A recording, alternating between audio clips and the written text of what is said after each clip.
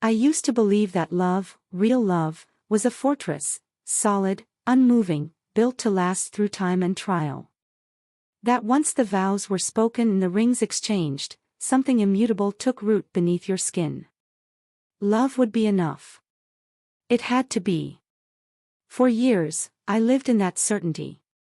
I wore it like a second skin, wrapped in the soft rhythms of married life, waking to the sound of Mark's steady breathing, hearing his footsteps in the kitchen as he made his morning coffee, the faint clink of the spoon against porcelain, the whistle of the kettle. Those sounds were the music of my mornings. Familiar. Predictable. Safe. We had a good life, quiet, yes, but good. Friends, dinners, shared chores, weekends spent tending to the garden or binge-watching old films we'd both memorized by heart. He always kissed me before bed. He always remembered to leave the porch light on when I worked late. These were not grand gestures, but they were steady, and I cherished them once. But lately, something had shifted, barely perceptible, like the first chill of autumn before the leaves change. Not an argument, not a rupture. Just space. A quiet creeping in between us, like shadows gathering in corners where light once lived. I didn't mention it to Mark. I didn't know how. How do you speak of silence? How do you describe the weight of something missing? I convinced myself it was nothing, just the natural ebb and flow of long-term love. We had been together for almost 10 years. Of course things would settle. Passion fades, comfort remains. That's what people said, wasn't it? But in the stillness of those days, I began to feel something unsettling, a longing I couldn't name. A sense of being unseen, not unloved, but perhaps forgotten in the way a painting fades on the wall of a familiar room. Still there. Still beautiful. But no longer noticed. I stood in front of the mirror one evening, after Mark had gone to bed, and stared at my reflection. I touched the lines around my eyes, the curve of my mouth, and wondered, when had I stopped feeling alive inside my own skin? It wasn't despair. It was a quiet ache. And it was only the days blurred together, as they often do in lives marked by routine. Wake, work, return home, sleep. Mark and I moved around each other like dancers long familiar with their steps, precise, careful, without thought. We spoke, of course. About groceries, bills, the neighbor's new fence. But our words had become utilitarian, stripped of the warmth they once held. No tension. Just distance. It was in that distance that something else began to stir. It happened first at work. An ordinary day, an ordinary meeting, and a man I had met only in passing before. His name was Thomas. He worked in a different department, finance, I think. He was the kind of man who seemed to occupy a room without trying, not through volume, but presence. Calm, attentive. When he looked at you, he truly looked. As though nothing else existed for him in that moment. I remember the first time our eyes met across the conference table, how he smiled, warm and unguarded. I smiled back, polite. I told myself it was nothing. And yet, later that evening, I caught myself thinking of it. Of him. That's all it was at first, a flicker, a passing thought. But flickers can ignite if given air. Mark was home when I arrived, his back turned to me as he stirred something on the stove. The kitchen smelled of garlic and thyme. He greeted me with a kiss on the cheek, asked about my day. I told him it had been fine. I didn't tell him about the smile, or the way it had lingered. Later, as we ate in silence broken only by the clink of forks and the soft hum of the refrigerator, I wondered when I had last felt truly seen. Not looked at, but seen. That night, I lay awake beside him, listening to the rhythm of his breathing, steady and soft in the dark. I closed my eyes and tried to summon the warmth I once felt lying in this very bed. Instead, I saw Thomas's smile. just a flicker. But flickers grow. I began to notice him more often after that, Thomas. Or perhaps I simply looked for him, without admitting that I was. A glimpse in the hallway, a shared elevator ride, brief exchanges that, on the surface, meant nothing. Polite words, laughter at something small. The sort of everyday interactions that happen 100 times in passing. But I felt it, the undercurrent, subtle but unmistakable. It was in the way his eyes lingered, not inappropriately, but with a curiosity I hadn't felt in years. It was in the way he remembered the smallest things I said, how I took my coffee, the book I mentioned reading. Mark used to do that. A lifetime ago. There was no plan. No intention. Just, a slow awakening inside me, like ice beginning to thaw beneath a spring sun. One afternoon, after a long meeting, Thomas walked beside me to the elevator. We spoke about the project, the usual banter, but as we waited for the elevator doors to open, there was a pause, pregnant, unsaid. "You seem, somewhere else lately," he said quietly, not prying, just observing. I hesitated. "I guess I've just been tired." He nodded, thoughtful. Tired can mean a lot of things. I didn't respond. The elevator arrived. We stepped in, side by side. Silence filled the small space, not awkward but charged. My heart beat louder than it should have. When I got home that evening, Mark was on the porch, reading. He looked up, smiled, and held out a glass of wine for me. I took it, grateful for the gesture. We sat in silence, watching the sun sink behind the trees, the air heavy with summer warmth. He reached over, gently took my hand.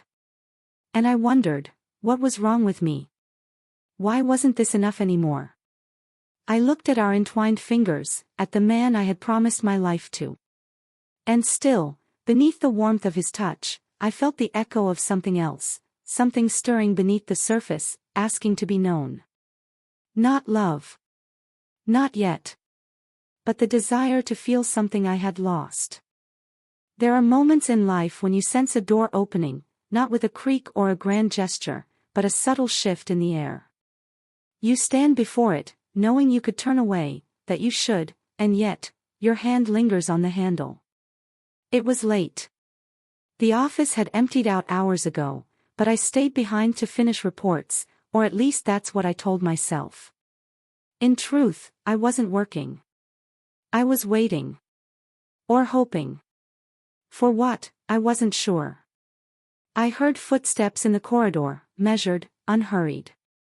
I knew it was him before I saw him. Thomas paused in the doorway, his jacket slung over one shoulder, his tie slightly loosened. He smiled, a little surprised, a little pleased. "Burning the midnight oil?" I nodded, unable to find a clever reply. He didn't enter, just leaned against the frame, the quiet between us settling like a fog. "It's peaceful here after hours," he said softly. "No noise. Just space to think." I closed my laptop, suddenly aware of how close we were to something neither of us dared name. "I should head home," I said, rising. He stepped aside, allowing me to pass. As I did, his hand brushed my arm, light, accidental, yet not. I felt it in my bones. We stood there in the corridor, the silence stretching. He looked at me, not as a colleague, not even as a friend, but as a man seeing a woman he wanted. And for one breathless moment, I wanted to be that woman. I stepped back. "Good night, Thomas." "Good night." I walked away quickly, my heart pounding, not from fear, but from knowing how close I had come to falling. When I got home, Mark was asleep, his body curled toward my side of the bed, as if waiting. I slid in beside him, pulling the blanket over us, feeling the warmth of his presence, the steady rhythm of his breath. I lay awake in the dark, torn between the comfort of the man who had always loved me, and the temptation of the man who saw me anew. And for the first time, I wondered if I had already crossed a line, simply by wanting more. In the days that followed, I tried to pretend nothing had changed.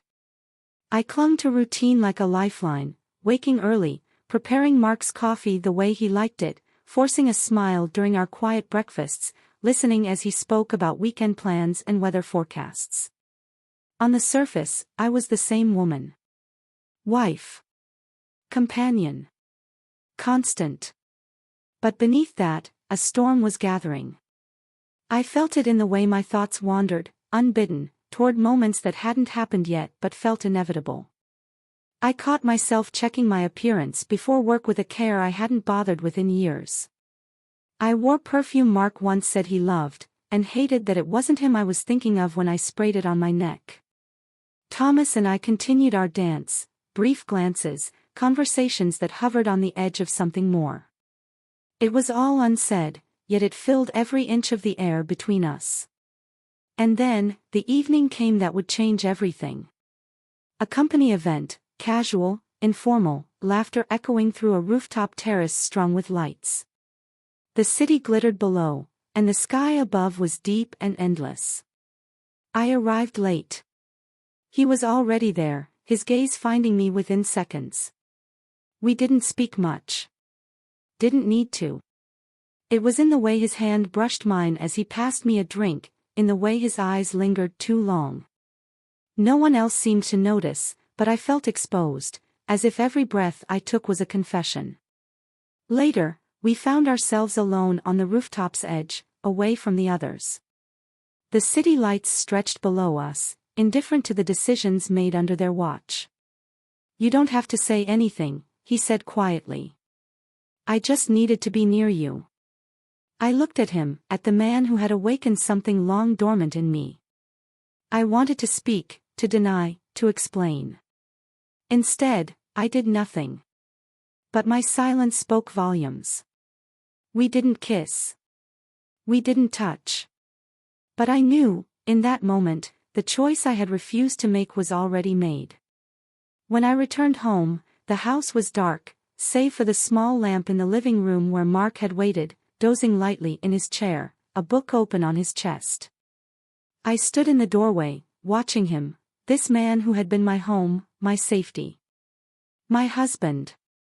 He stirred, blinked sleepily, smiled. "You're home." I nodded, unable to speak, the guilt sharp and sudden, cutting through the haze I had let myself live in. I didn't deserve his smile. And yet, I returned it. Because I didn't know how to undo what had begun. I thought I could carry it, this secret ache. That if I moved carefully enough, no one would see the fault lines growing beneath my skin. I told myself it was nothing, just a moment, a flicker.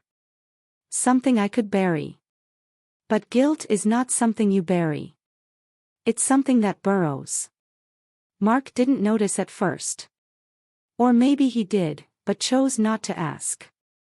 He still made me coffee each morning. Still filled my gas tank. Still kissed me gently on the forehead when he left for work.